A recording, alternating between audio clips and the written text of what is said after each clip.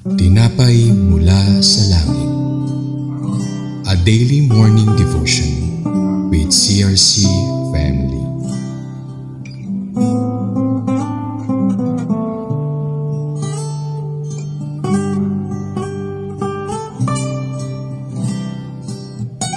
Isang mapagpalang umaga po mga kapatid. Ako po si Pastor Christian Quezon. Samahan niyo kami sa ating programang Tinapay mula sa langit, ang pang-araw-araw nating devotion sa salita ng Diyos. Ngayong umaga ay matutunghayan natin ang Deuteronomy chapter 29 verses 21 to 28. Ngunit bago tayo magpatuloy, tayo dumako sa maikling panalangin. Dakilang Diyos, pinupurit sinasamba ka namin dahil Ikaw ang Diyos na nagmamahal sa amin ng tapat. Ikaw ang nagbibigay ng lahat ng aming mga pangangailangan, physical man or spiritual. Sa araw pong ito, tinataas po namin ang inyong salita na aming pag-aaralan. Buksan niyo po ang aming mga puso at isipan upang maunawaan po namin ang inyong nais sa aming mga buhay. Nawa, malugod po kayo sa lahat ng aming sasabihin, iisipin, gagawin sa araw na ito.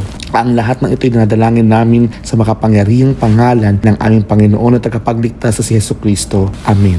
Basahin po natin ang Deuteronomy chapter 29 verse 21 to 28. Ihiwalay siya ni Yahweh mula sa mga lipi ng Israel upang ibuhos sa kanya ang sumpang nakatala sa aklat na ito. Makikita ng salinlahing susunod sa atin at ng mga dayuhang mula sa mga layong bansa ang mabigat na parusa ni Yahweh. Makikita nila ang lupaing tinupok sa magitan ng asupre at tinabunan ng asin. Kaya't kahit damo ay hindi tutubo roon, gaya ng nangyari sa Sodoma at Gomora, Adma at Seboim, nang ibagsak niya rito ang kanyang matinding galit. At sasabihin ng lahat na nakakita nito, bakit pinuksa ni Yahweh ang bansang ito?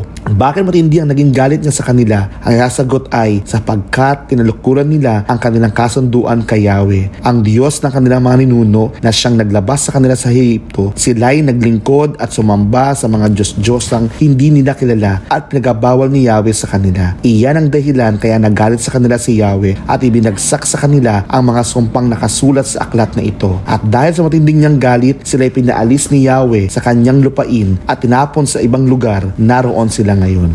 Mga kapatid, ang salita ng Diyos ngayon ay seryoso. Hindi po ito biro. Sa Deuteronomy chapter 29, pinapaalahanan tayo na ang kasunduan ng Diyos ay banal at hindi ito laruan. Ang tipan ay pangako at kapag ang Diyos ang nangako, tapat siya. Pero kapag ang tao ang tumalikod, may kabayaran. Sabi sa talata, kapag may isang taong tinalikuran ng tipan, siya'y buburahin, aalisin, ihiwalay. Hindi dahil gusto ng Diyos ang parusa, kundi dahil ang Diyos ay makatarungan. Ang tanong, bakit kaya ang lupain nila ay naging tuyot, wasak, parang sinunog? Bakit ganito katindi ang galit ng Panginoon? Ang sagot, dahil tinalikuran nila ang tipan, sumamba sila sa ibang Diyos, ipinagpalit nila ang tunay sa peke, ang liwanag isinuko para sa dilim. Kapatid, baka sa panahon natin, hindi tayo yumuyuko sa rebulto, pero baka yumuyuko tayo sa Diyos ng pera, ng pride, ng relasyon, ng kasikatan. At kapag paulit-ulit natin pinipili ang mundo kaya sa Diyos, darating ang panahon, mararamdaman natin ang pagkatuyo, hindi lang sa buhay, kundi sa puso. Ngunit, narito ang pag-asa. Ang parehong Diyos na nagbabala ay ang Diyos din na nagpapatawad. Hindi pa huli ang lahat para bumalik sa tipan. Ang Diyos ay naghihintay. Hindi siya nakapagod magmahal, pero kailangan nating piliin siya araw-araw. Tanong ko sa iyo ngayon mga kapatid,